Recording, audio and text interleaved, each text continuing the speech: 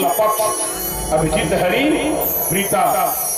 इधर भगवान के जन्म लेने का जो है समय आ रहा है, उधर देवता लोग जो है क्या कर रहे हैं, आकाश में खड़े होकर के भगवान की जो है विनती कर रहे हैं। इधर कौशल्या माता जो है भगवान के जन्म लेने का इंतजार कर रही है। सूर्य समूह विनती करे, पहुंचे निज निज धाम, जग निवास और प्रगटे अखिल लोक विश्राम रामचंद्र की हरियवनपुरी के राजमहल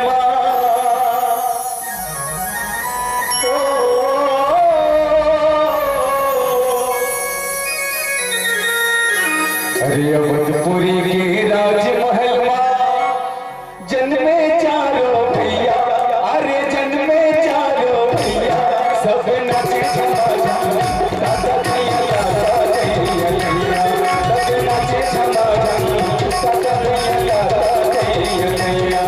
हरियवनपुरी के राजमहल